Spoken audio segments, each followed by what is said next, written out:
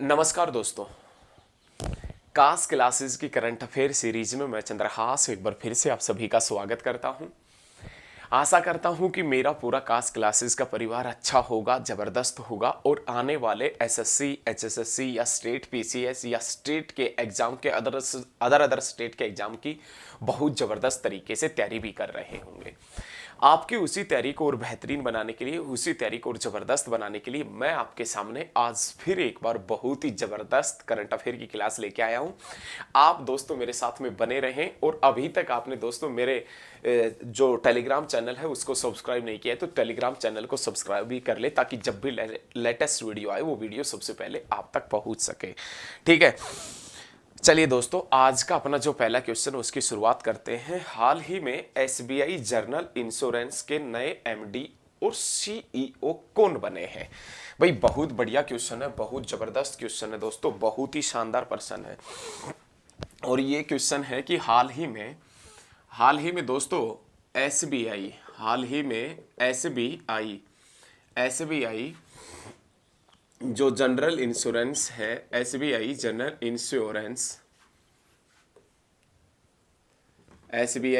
जो इंश्योरेंस है उसके नए एमडी एंड सीईओ कौन बने हैं? बहुत बढ़िया क्वेश्चन है, बहुत जबरदस्त क्वेश्चन है लाडलो, बहुत शानदार क्वेश्चन है। हाल ही में दोस्तों क्वेश्चन क्या है कि हाल ही में जो जनरल इंश्योरेंस है एसबीआई का, उसका नया एमडी और सीईओ कौन बना है? जनरल इंश्योरेंस है जो एसबीआई का, उसका नया एमडी और सीईओ कौन बनाया गया है? तो दोस्तों आप बता देना, किशोर कुमार पोलूदास। किशोर कुमार है ना, किशोर कुमार जो पोलूदास है, उस किशोर कुमार पोलूदास को नया एमडी और सीईओ बनाया गया है। हाल ही में जनरल जो इंश्योरेंस है उसका नया एमडी सीईओ कौन बनाया गया है? तो दोस्तों आप बताएंगे किशोर कुमार पोलूदास को जनरल इंश्योरेंस जो एसबीआई का, उसका नया एमडी और सीईओ बनाया गया है। अब दोस्तों एसबीआई की जनरल इंश्योरेंस का जिक्र आया है तो ध्यान रखिएगा, एसबीआई जनरल इंश्योरेंस की स्थापना कब हुई थी? तो आप बताएंगे 2009 में। इसकी स्थापना कब हुई थी? तो दोस्तों आप बता देना 2009 में हुई थी। एसबीआई जो जनरल इंश्योरेंस है इसकी स्थापना 2009 में हुई थी। लेकिन बात यदि एसबीआई बैंक का करें ना, तो दोस्तों इस एसबीआई बैंक की स्थापना ये कब हुई थी? तो आप बता देना 1955 में। लेकिन एसबीआई बैंक जो 1955 में बना था, जिसका मुख्यालय कहाँ है? तो दोस्तों आप बताएंगे मुंबई में, जिसे पहले इंपीरियल बैंक के नाम से जानते थे। और वो इंपीरियल बैंक दोस्तों जो 1921 के अंदर बना था, 1921 के अंदर। ठीक है, नेक्स्ट क्वेश्चन देखें, बहुत बढ़िया क्वेश्चन है, बहुत जबरदस्त। हाल ही में क्वेश्चन क्या है वो पढ़े। हाल ही में अरुण बाली का निधन हुआ है। हाल ही में दोस्तों अरुण बाली का निधन हुआ है। हाल ही में अरुण बाली का निधन हुआ है। अरुण बाली का निधन हुआ है। ये कौन थे? तो दोस्तों ये अभिनेता हुआ करते थे, अभिनेता। इनका संबंध अभिनय से है, बॉलीवुड से है। तो क्वेश्चन क्या है? क्वेश्चन बहुत ही बढ़िया क्वेश्चन है। क्वेश्चन ये है कि हाल ही में अरुण बाली का निधन हुआ है, अरुण बाली का। और ये अरुण बाली का निधन हुआ है तो ये अरुण बाली कौन था? तो दोस्तों आप बता देना, ये अरुण बाली अभिनेता है, अभिनेता जो अरुण बाली है, ये क्लियर रखिएगा। नेक्स्ट क्वेश्चन, हाल ही में कुरु मेंबर है, जो बहुत बढ़िया क्वेश्चन है, बहुत शानदार। हाल ही में कुरु 5 मिशन किसने लॉन्च किया है? देखो क्वेश्चन क्या है, हाल ही में दोस्तों क्वेश्चन ये है अपने पास में। हाल ही में बहुत बढ़िया क्वेश्चन है। हाल ही में कुरु 5 हाल ही में दोस्तों कुरु 5 मिशन हाल ही में कुरु 5 मिशन किसने लॉन्च किया है?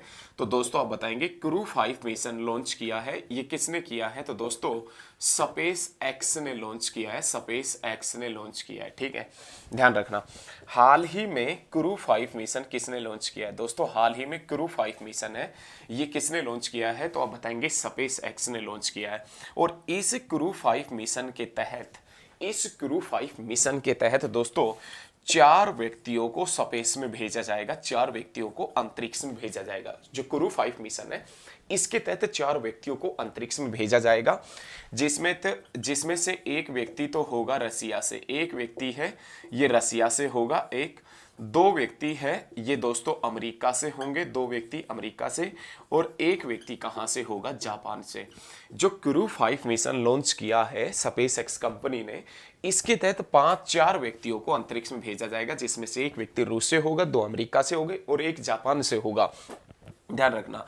लेकिन जिक्र स्पेस एक्स का आया है तो ध्यान रखना दोस्तों, स्पेस एक्स जिसकी स्थापना 2002 में हुई थी, जिसका संस्थापक कौन है, तो एलन मस्क है, एलन मस्क। और ये एलन मस्क है, ये टेस्ला का भी संस्थापक है।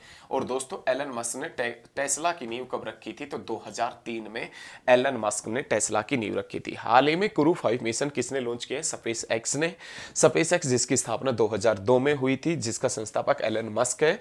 एलन मस्क ने टेस्ला की नींव रखी थी, 2003 में रखी थी। स्पेस एक्स मतलब इस मिशन के तहत या क्रू 5 मिशन के तहत 4 व्यक्तियों को अंतरिक्ष में भेजा गया है, एक व्यक्ति रसिया से, दो अमेरिका से, एक जापान से। तो यहां तक मेरे द्वारा दी गई जानकारी दोस्तों आपको अच्छी लगी होगी, और यदि मेरे द्वारा दी गई जानकारी आपको वास्तव में बहुत अच्छी लग रही है तो इस वीडियो को आप ज्यादा से ज्यादा स्टडी ग्रुप में शेयर करना। बहुत शानदार तरीके से पढ़ रहे हैं, बहुत ही जबरदस्त तरीके से एक एक पॉइंट का अध्ययन करते हुए चल रहे हैं। आप मेरे साथ में बने रहना, क्योंकि वीडियो बहुत ही शानदार होने वाली है, ठीक है। तो जल्दी से इन चीजों को नोट कर लीजिए, फिर आगे बढ़ेंगे। जल्दी कीजिए, इन चीजों को नोट कर लीजिए। उसके बाद में दोस्तों अपने पास में जो बहुत ही शानदार क्वेश्चन आता है, बहुत ही जबरदस्त क्वेश्चन है, वो क्वेश्चन क्या है वो एक बार आप समझने की कोशिश कीजिए। अपने पास में बहुत ही बढ़िया क्वेश्चन आएगा अब, और उस क्वेश्चन का नाम क्या है वो एक बार आप समझने की कोशिश करें। बहुत ही शानदार तरीके से अपन पढ़ेंगे, किसी प्रकार की कोई भी दिक्कत नहीं है। अब अपने पास में जो नाम आता है, हाल ही में डीआरडीओ ने 3 मानव रहित रिमोट नियंत्रित हथियारबंद नावों का प्रशिक्षण कहां किया है, वो देखिए क्वेश्चन क्या है वो समझे एक बार। दोस्तों डीआरडीओ का आपने नाम सुना होगा, defence research and development organisation. हाल ही में डीआरडीओ ने 3 मानव रहित तीन मानव रहित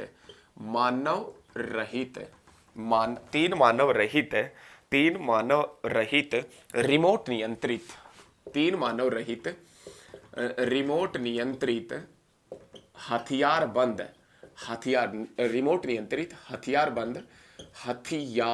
हथियारबंद नावों का प्रशिक्षण कहाँ किया है। क्वेश्चन को समझने की आप चेष्टा रखें।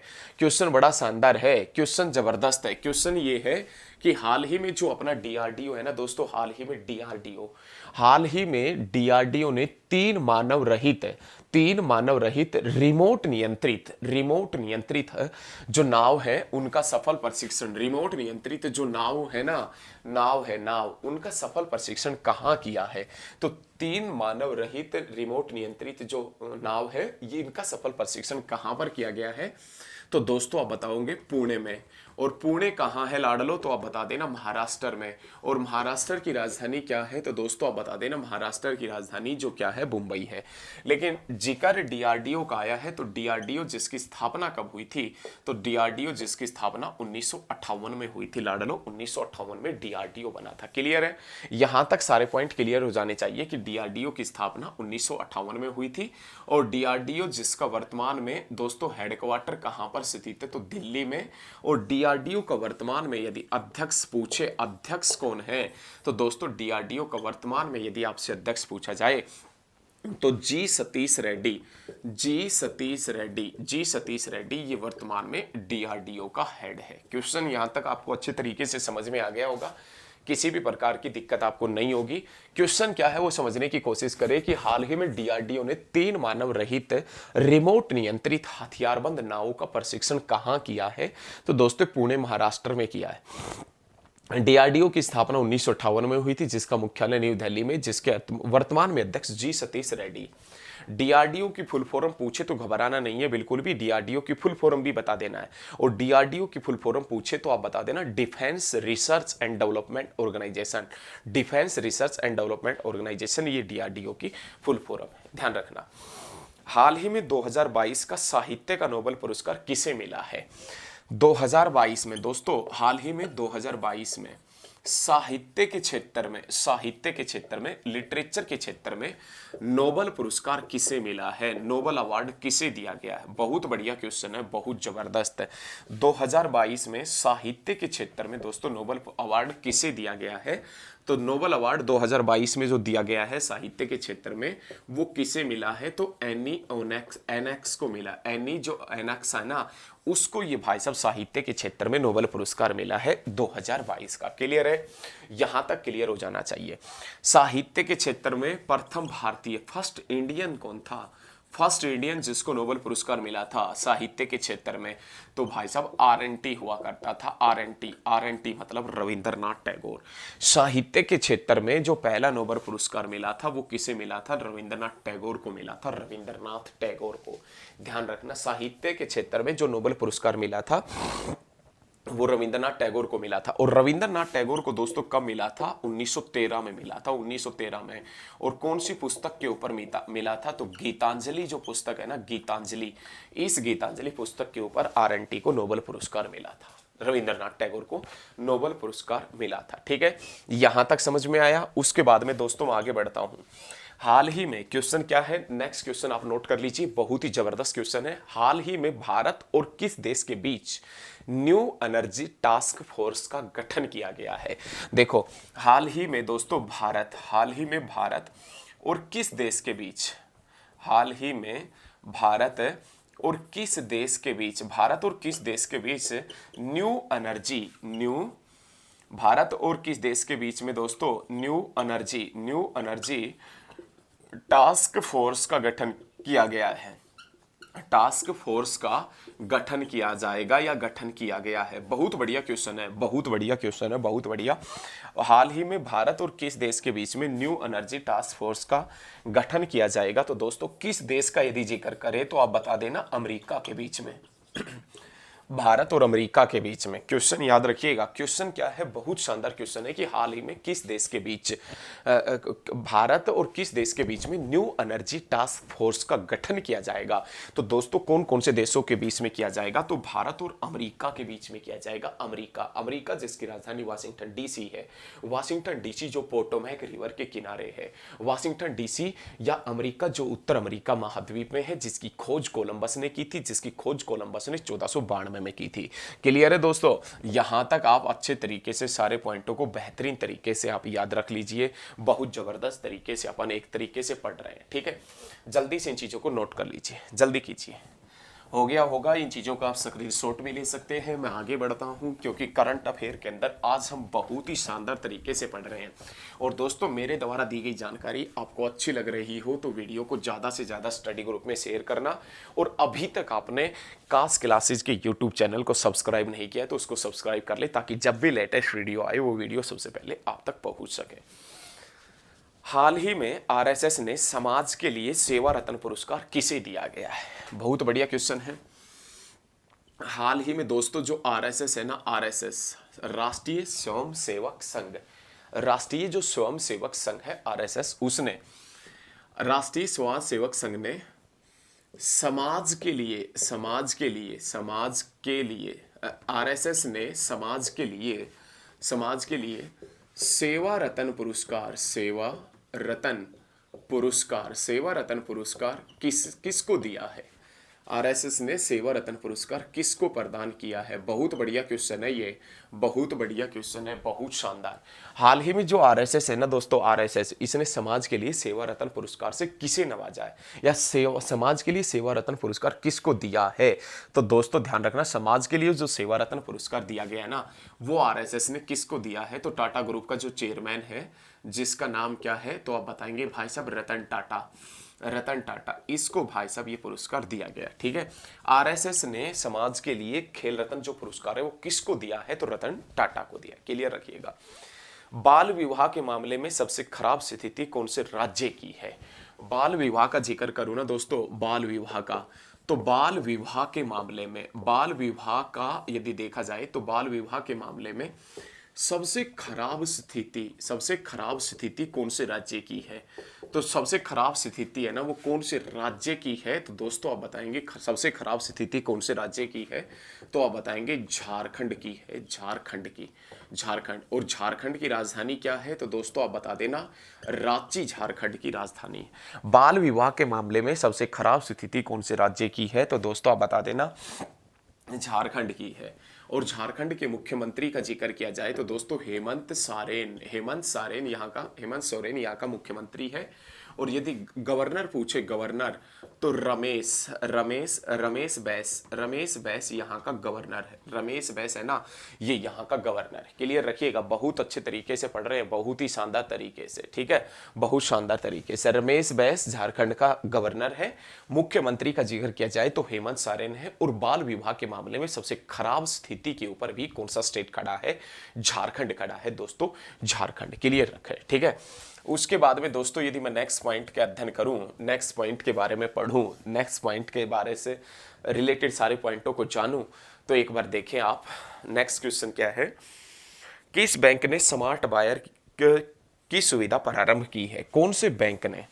किस बैंक ने दोस्तों, किस बैंक ने? बहुत बढ़िया क्वेश्चन है। किस बैंक ने स्मार्ट बायर है ना, स्मार्ट बायर की शुरुआत की है? तो दोस्तों आप बता देना, आईसीआईसीआई बैंक ने। ध्यान रखिएगा, industrial credit and investment corporation of India, ये आईसीआई की फुल फॉर्म है। आपसे यदि आईसीआई की फुल फॉर्म पूछे, अब जेकर आईसीआई का आया है तो आप ध्यान रखिएगा, आईसीआई की फुल फॉर्म यदि आपसे पूछे तो पहले क्वेश्चन सुन लीजिए।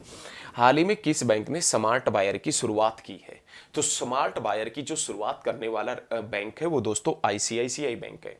और आईसीआईसीआई बैंक मतलब आप क्या समझ रहे हो? Industrial credit and investment corporation of India. ICICI bank की फुल फॉर्म ध्यान रखना, फिर industrial credit and investment corporation of India. अब अपने पास में जिक्र आईसीआईसीआई बैंक का आया है तो दोस्तों इसकी स्थापना कब हुई थी? तो 1994 में। और इसकी स्थापना कहाँ हुई थी? तो वडोदरा, गुजरात के अंदर इसकी स्थापना हुई थी। आईसीआईसीआई बैंक का वर्तमान में यदि अध्यक्ष पूछे आपसे कि वर्तमान में इसका अध्यक्ष कौन है, तो गिरीश चंद्र चक्रवर्ती। गिरीश चंद्र जो चक्रवर्ती है ना दोस्तों, गिरीश चंद्र चक्रवर्ती, ये आईसीआईसीआई बैंक का वर्तमान में अध्यक्ष है। और इसका एमडी एंड सीईओ पूछे, एमडी या सीईओ पूछे तो दोस्तों संदीप बख्शी ये आईसीआई बैंक का वर्तमान में एमडी और सीईओ। क्लियर है? अध्यक्ष गिरीश चंद्र चक्रवर्ती है और यदि एमडी सीईओ पूछे संदीप बख्शी है। आईसीआईसीआई बैंक की स्थापना 1994 में हुई थी, वडोदरा, गुजरात, यहां से इसकी शुरुआत हुई थी।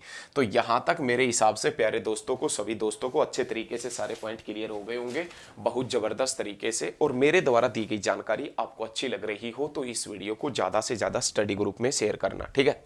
चलिए इन चीज़ों को एक बार मैं साफ कर रहा हूँ, फिर मैं नेक्स्ट स्लाइड की तरफ बढ़ूंगा, नेक्स्ट पॉइंटों की तरफ बढ़ूंगा। बहुत अच्छे तरीके से अपन एक एक पॉइंट का अध्ययन करते चल रहे हैं, किसी भी प्रकार की दिक्कत मेरे हिसाब से आपको और मेरे को नहीं है। चलिए, हाल ही में गल्फ ऑयल ने अपना ब्रांड एम्बेसडर किसे बनाया है? दोस्तों हाल ही में गल्फ ऑयल, जो गल्फ ऑयल है ना, गल्फ ऑयल ने अपना ब्रांड एम्बेसडर किसे बनाया है? बहुत बढ़िया क्वेश्चन है। अपना ब्रांड एम्बेसडर किसे बनाया? तो दोस्तों जो गल्फ ऑयल है ना, गल्फ ऑयल, इसने अपना ब्रांड एम्बेसडर किसे बनाया है? तो हाल ही में दोस्तों समृति मधाना, जो मंधाना है ना, समृति मधाना। और ये समृति मधाना जिसका संबंध किससे रहा है? तो दोस्तों आप बताएंगे क्रिकेट से रहा है। हाल ही में दोस्तों गल्फ ऑयल ने अपना ब्रांड एम्बेसडर किसे नियुक्त किया है? तो समृति मधाना को नियुक्त किया है। समृति मधाना जिसका संबंध किससे है? तो दोस्तों आप बताएंगे क्रिकेट से, जिसका संबंध रहा है। हाल ही में गल्फ ऑयल ने अपना ब्रांड एम्बेसडर किसे नियुक्त किया है? तो समृति मधाना जो क्रिकेटर है। लेकिन ये गल्फ ऑयल दोस्तों, इसकी स्थापना 1901 में हुई थी। और इसकी स्थापना कहाँ हुई थी? तो पीटर्सबर्ग में हुई थी, जो कहाँ है? तो आप बताएंगे दोस्तों यूएसए के अंदर पड़ता है। इस गल्फ ऑयल ने अपना ब्रांड एम्बेसडर बनाया समृति मधाना को, लेकिन इससे पहले अपना इन्होंने ब्रांड एम्बेसडर बना रखा है किसको? महेंद्र सिंह धोनी को भी बना रखा है। महेंद्र सिंह जो धोनी है ना, वो भी इसका ब्रांड एम्बेसडर है। और भाई साहब जो हार्दिक पांडे है ना, हार्दिक पांडे या पांडे, वो भी इस गल्फ जो ऑयल है, गल्फ ऑयल है, इसका ब्रांड एम्बेसडर है। ऐसा नहीं है कि समृति मधाना पहली बनी है, महेंद्र सिंह धोनी भी है, हार्दिक पांडे भी है। नेक्स्ट क्वेश्चन, बढ़िया क्वेश्चन है, बढ़िया। आर्थिक गतिविधियों में सहयोग के लिए किस राज्य सरकार ने दुबई के साथ में समझौता किया? आर्थिक गतिविधियों में दोस्तों आर्थिक गतिविधियों में सहयोग के लिए, आर्थिक गतिविधियों में, बहुत बढ़िया क्वेश्चन है, आर्थिक गतिविधियों में सहयोग के लिए, आर्थिक गतिविधियों में सहयोग के लिए, सहयोग के लिए किस राज्य सरकार ने, दोस्तों किस राज्य की सरकार ने, किस राज्य की सरकार ने दुबई के साथ में समझौता किया है? बहुत बढ़िया क्वेश्चन है, बहुत बढ़िया लाडलो, बहुत जबरदस्त क्वेश्चन है ये। क्वेश्चन क्या है वो देखें, आर्थिक गतिविधियों में सहयोग के लिए, आर्थिक जो गतिविधियां हैं इनमें सहयोग के लिए कौन से राज्य की सरकार ने दुबई के साथ में समझौता किया है? तो कौन से राज्य की सरकार ने? तो दोस्तों आप बता देना, हरियाणा सरकार ने दुबई के साथ में समझौता किया है, हरियाणा सरकार ने। ध्यान रखना दुबई कहाँ है, तो आप बता देना दोस्तों यूएई के अंदर, यूनाइटेड अरब अमीरात में। और यूनाइटेड अरब अमीरात जिसकी राजधानी क्या है? अबू धाबी है। और ये दुबई वही स्थान है जहां पर आईसीसी का मुख्यालय आईसीसी का मुख्यालय जिसकी स्थापना 1909 में हुई थी। लेकिन जिक्र हरियाणा सरकार का आया है तो हरियाणा का मुख्यमंत्री मनोहर लाल खट्टर है और हरियाणा का राज्यपाल बंडारू दत्तात्रेय है। तो दोस्तों आपको मेरे द्वारा दी गई जानकारी अच्छी लगी होगी, और यदि मेरे द्वारा दी गई जानकारी आपको अच्छी लगी हो तो इस वीडियो को ज़्यादा से ज़्यादा स्टडी ग्रुप में शेयर करना, मेरे साथ में बने रहना, अपना प्यार सहयोग और आशीर्वाद भी मेरे साथ में बनाकर रखना। तो आज के लिए इतना ही। जय हिंद, जय भारत, धन्यवाद।